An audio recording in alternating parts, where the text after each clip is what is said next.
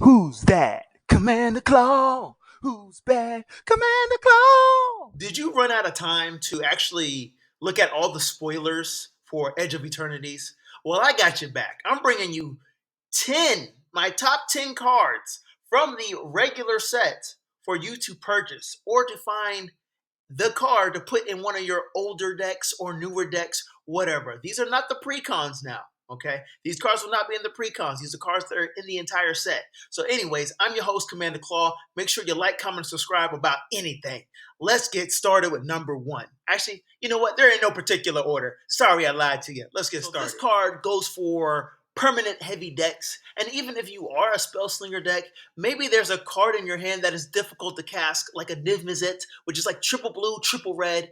This creature gets around all that heavy CMC temporarily. Let's talk about Anti-Causal Vestige for 6 mana, 7/5 body. It is an Eldrazi. It says, when this creature leaves the battlefield, draw a card. Then you may put a permanent card with mana value less than or equal to the number of lands you control from your hand onto the battlefield tapped. It has a warp cost of 4. This is where you may cast this card from your hand for its warp cost. Exile this creature at the beginning of your next end step, then you may cast it from exile on a later turn. So first of all, for 4 mana, essentially, you can drop in a planeswalker, an enchantment, a creature, or an artifact that is equal to or less than the amount of lands you control onto the battlefield. Okay? That's essentially what it does. It's just a little tricky, and the timing is going to be offsetting somewhat. However, the main point is you can drop something that can win the game for 4 mana, and you do the requirements for the Anti-Causal Vestige to leave the battlefield, even though it will leave the battlefield through its warp cost. Then you can cast it later on and do the shenanigans again for only 6 mana. So it's not that much of a hindrance to drop in a game-ending permanent. Anyways, do I think this card be expensive?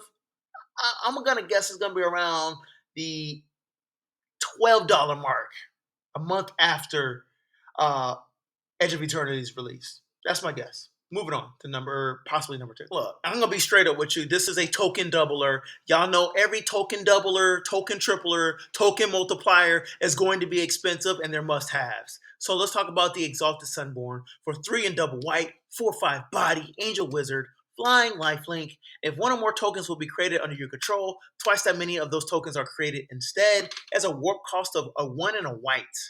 That is nothing. That is nothing. To drop this into play and double the amount of tokens of a effect that you want, that's nothing. This card is going to be expensive. It gives me a little plot twist. I think it's cool. I think the warp thing is actually cool just because it forces you to be more timing specific and it allows you to have a explosive play and sequencing your play. That's what I do like about warp. I'm moving on to the next card. You know what? I'm going to do y'all wrong. I really am.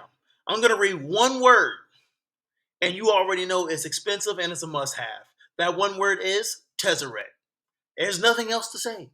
Except for this Tezzeret is colorless, it's a planeswalker, and you know it does some artifact shenanigans. I lied to you. I was thinking about reading it. I'm still thinking about reading it. I'm not. I'm tempted to, but I'm not. It's just not. It's just a must-have. Y'all seen enough shorts, enough YouTube videos, and enough Facebook reels about this commander. Is it a commander? No, it's not. Just a legendary planeswalker, Tezzeret. Y'all know Tezzeret is an expensive card. Main character of the lore. Moving on. Okay, so I had to move on to a more interesting card. A Loading Zone for 3 and a green. It's an enchantment. It says if one or more counters will be put on a creature, spacecraft, or planet you control, twice that many of each of those kinds of counters are put on it instead. Warp for 1 green. Once again, these warp costs are effective, cheaper to cast this spell, and it's just a timing thing and a sequencing thing. To double up the amount of counters of any type of counter that's on a creature for 1 green mana for that one turn, that's nothing. That's going to be an expensive card. There's no and ifs, buts about it. And spacecraft is a big thing in this set. So cool to get more charge counters on your creatures just by stationing it. I mean, this is a must-have card for any +1/+1 counter deck or spacecraft. You know how you read a card, and especially it's in blue, and you read that card like 2 to 5 times, and you're like, no, this card doesn't do what I think it really does. And yeah, this card does that, and it's going to be expensive. Let's talk about Moonlit Meditation for 2 and a blue. It's an enchantment aura. It says enchant artifact or creature you control. The first time you would create one or more tokens each turn. You may instead create that many tokens that are copies of enchanted permanent. Cool. Cool. This card is going to be nasty. I can't imagine the shenanigans that players are going to do. I think this is a must destroy aura because the amount of tokens, token creation is easy. Even getting one copy of a permanent that you want to copy is devastating. So having it rely on token generation, like making 4/1/1 Thopter tokens that are copies of a permanent. Come on, man. What are we talking about here? Then it's enchanting an artifact or creature control. So I don't know what you plan on doing. This is a must buy card. It has a lot of value.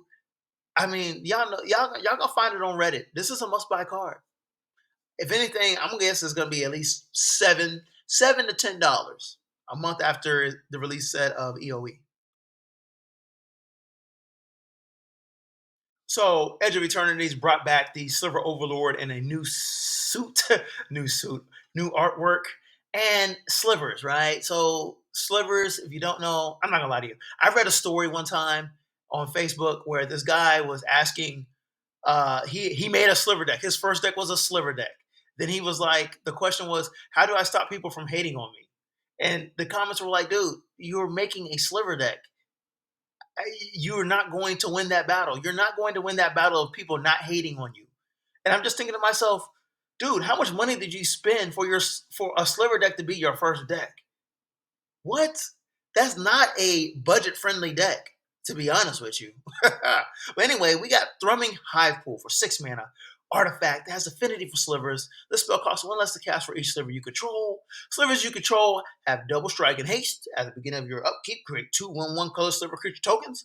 All that card says is I win, win, win, win, win, win, win, win, win. And I'm going to be expensive, expensive, expensive, expensive because I belong only in sliver decks. I'm not gonna lie to you, if you made it this far in the video, I'm having a blast talking about these cards right now. It's just me being me right now, just me and you.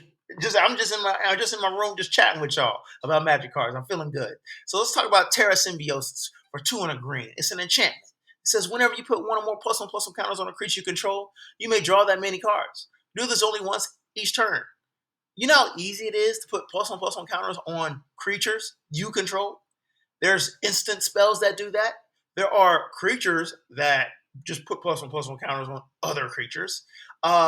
So definitely this card goes in mono green decks. Silesia decks are known for putting +1/+1 counters on their creatures.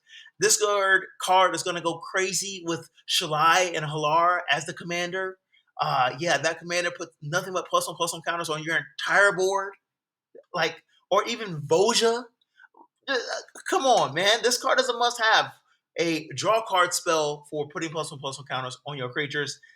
I expect this to be blown up if an opponent sees this. That's all I'm saying. This card's definitely got to go for $10. Now, I think this card is a game ender, not a game changer, game ender. And I already know what deck I'm putting this in. Ooh, I'm going to put it on the screen. And if you have this as your commander, you're going to be like, right. Anyway, Devastating Onslaught, double X, and a red. It's a sorcery. It says, create X tokens that are copies of target artifact or creature you control. Those tokens gain haste until end of turn. Sacrifice them at the beginning of the next end step. Okay, let's do the obvious. Maybe the Triniform artifact creature, it's a 9/9, it attacks. When it dies, you make 3/3s or 3/3/3s of it. Cool. So yeah, if you make lots of tokens of that creature, then they sacrifice them at the beginning of the next end step. You got a bunch of 3/3/3/3/3/3s on the battlefield just ready to go at your opponent. What makes this card nasty is you're just making X tokens of either an artifact or creature control. So who knows what shenanigans you have planned? Like, it doesn't say artifact creatures; it just says artifact. So that includes artifacts, artifact creatures, and creatures. And don't forget, there's enchantment creatures out there too. So that could be something you might want to brew with, player. Yeah. Moving on. So I actually have a Break and Brews episode about the Infinite Guideline Station. I think it's actually probably one of the best multicolored commanders out there just because it does what you want to do to have a foundational deck, which is make creature tokens and do whatever else after. So I'm gonna actually read the card because I'm gonna read the card, and also in the top right hand corner you should see a card for the Break and Bruce episode on it. So far I got 2 episodes on it, bunch of cards for y'all to dive into and check out the comments. Anyway, Infinite Guideline Station for all 5 colors is a legendary artifact spacecraft. It says when it enters, create a tap 2/2 colors robot artifact creature token for each multicolored permanent you control. This is a multicolored matters creature. Okay. Then it has station. That's where you tap another creature and you put charge counters on the spacecraft equal to the creature's power. Okay. Then once you have 12 plus charge counters, this is a 7/15 flyer, and it says when it attacks, draw cards for each multicolored permanent you control. So you get to refill your hands and do more devastating things. Yeah, and you're in WUBRG. You got all 5 colors. You can do whatever you want. You know what I mean? Moving on. Let's talk about this card. This is a must-own card. Must-own. And it's actually, I predict, going to be very affordable just because players are not thinking about it in a competitive way. I think there's more casual players than competitive players. Let's talk about Frenzied Baloth. For double green, 3/2 body, it is a beast, literally. This spell can't be countered. It has trample and haste. Creature spells you control can't be countered. Okay. Then combat damage can't be prevented. Okay. So, that last line is where this card shines, especially in mono green. How many times have you been stopped by Ink Shield? Yeah. Don't you hate it when players play that card? Oh, Ink Shield, instant speed. Oh, you were going to do 20 damage. I make 22-1 Inkling flying creature tokens, and next turn I come back and deal damage to you. No. If Frenzy Baloth is on the battlefield, damage is going through. Damage is going through. We need more cards like this because stop losing like that. I hate that card. I'm not going to lie to you. I hate that card because I never have a counterspell ready for that card. And most of the time, I'm not even rocking blue. So, Frenzy Baloth is a game ender. It helps you end the game. That's why I'm encouraging you to buy this card and add this card.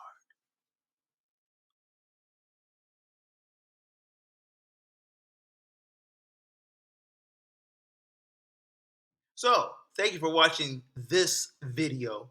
I don't have much to say. Like, comment, and subscribe. I think these are my top 10 cards that y'all should be buying from the Edge of Eternities. They're very valuable cards. Sorry I didn't explain Tezzeret that too much. It's not even cool talking about him. He's just always OD. Always OD. I never seen a uncommon, boring Tezzeret. And there never will be. So I don't need to explain that card. It just does what anything Wizards of the Coast wants it to do. Thank y'all. Make sure y'all subscribe.